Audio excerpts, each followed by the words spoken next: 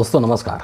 जैसा कि आप सबको पता है कि सुप्रीम कोर्ट के सख्त निर्देश के बाद में एसबीआई ने इलेक्टोरल बॉन्ड से संबंधित तमाम जानकारियां जो हैं वो चुनाव आयोग को सौंप दिया था और अब चुनाव आयोग ने उसको अपने वेबसाइट पर पब्लिश कर दिया है। जब से चुनाव आयोग ने वेबसाइट पर उन सूचनाओं को पब्लिश किया है, सोशल मीडिया के ऊपर, ट्विटर के ऊपर बाढ़ सी आ गई है और तरह तरह की चीज़ें जो वो शेयर की जा रही है कि किस किस कंपनी ने कितने कितने पैसे डोनेट किए हैं इलेक्टोरल बॉन्ड के रूप में। और धीरे धीरे इस चीज़ को लेकर के अगले 2-4 दिनों के अंदर बहुत ही बड़े स्तर पर इस चीज़ का खुलासा होगा और मैं अभी खुद उस चीज़ को देख रहा हूँ और उसका इन्फॉर्मेशन कलेक्ट करने की कोशिश कर रहा हूँ। लेकिन अभी मैं आपको एक इन्फॉर्मेशन ज़रूर इस वीडियो के माध्यम से बताना चाहूँगा। छोटा सा ये वीडियो होगा। आपको पता है कि देश के अंदर जब पुलवामा हमला हुआ था, उस हमले को लेकर के देश में किसी भी तरीके का कोई जांच पड़ताल नहीं हुआ था। कोई जांच नहीं हुआ। केंद्र की मोदी सरकार ने कोई जांच नहीं किया था और इवन जो पूर्व गवर्नर हैं सत्यपाल मलिक जी, उन्होंने साफ तौर पर ये चीज़ कहा था कि पुलवामा हमला जो है वो केंद्र सरकार की गलती की वजह से हुआ है, नरेंद्र मोदी की वजह से हुआ है। और उनकी ये जो चीज़ है वो पुष्ट हो जाती है जब देश के प्रधानमंत्री नरेंद्र मोदी चुनाव के दौरान पुलवामा में हुए शहीद लोगों के नाम पर वोट मांगते हैं। ये जो इलेक्टोरल बॉन्ड को लेकर के जो आज खुलासा हुआ है, उसमें एक इन्फॉर्मेशन बहुत तेज़ी से लोग शेयर कर रहे हैं कि जब पुलवामा में अटैक हुआ था उसके ठीक 1 सप्ताह के बाद में पाकिस्तान की एक कंपनी, सोचिए कि पाकिस्तान की एक कंपनी जिसका कि नाम हब पावर कंपनी है, आप चाहें तो गूगल पर इसको सर्च कर सकते हैं डिटेल्स जानने के लिए।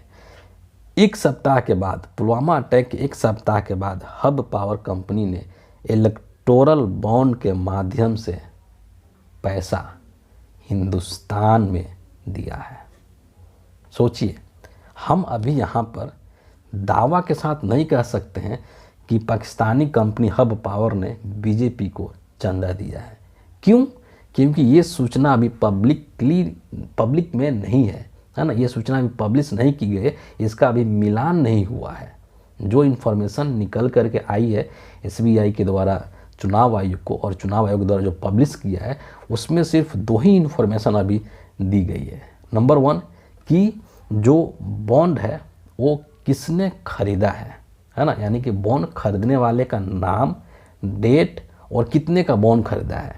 मतलब कि जो हब पावर कंपनी है इसने बॉन्ड खरीदा, ये खरीदने वाला हो गया, किस डेट में खरीदा और कितने रुपए का खरीदा, ये जानकारी। दूसरी तरफ जो दूसरी लिस्ट है उसमें ये जानकारी दी गई है कि किस पॉलिटिकल पार्टी ने कितने रुपए का बॉन्ड कैश करवाया है, मतलब उसको भुनाया है, कितना बॉन्ड, नंबर ऑफ बॉन्ड्स और डेट, है ना। तो अभी ये मिलान करना बाकी है कि किस कंपनी ने किस पार्टी को दिया, समझ रहे हैं। इसमें अभी टाइम लगेगा, है ना, इसको आप सामने आने में भी टाइम लगेगा। अगर जब ये चीज़ खुलासा हो जाएगा तब पता चलेगा कि जो पाकिस्तानी कंपनी है हब पावर, इसने हिंदुस्तान के अंदर किस राजनीतिक दल को चंदा दिया है पुलवामा हमले के ठीक 1 सप्ताह के बाद में। मन ही मन सबको इस चीज़ पता है, लेकिन चूँकि अभी इसका प्रूफ नहीं है हमारे पास, है ना, अभी वो लिस्ट का मिलान नहीं हुआ है, इसीलिए हम बीजेपी का नाम नहीं ले सकते हैं। लेकिन जानता तो पूरा देश है। और इतना ही नहीं, अभी तो एक छोटा सा एग्जांपल है कि हब पावर कंपनी, है ना, ऐसी तमाम विदेशी कंपनियां हैं, बहुत सारी तो सेल कंपनियां भी हैं जिन्होंने की, बहुत सारी चाइनीज़ कंपनियां हैं जिन्होंने की हिंदुस्तान के अंदर यहाँ के पॉलिटिकल पार्टी को चंदा दिया है इलेक्टोरल बॉन्ड के रूप में।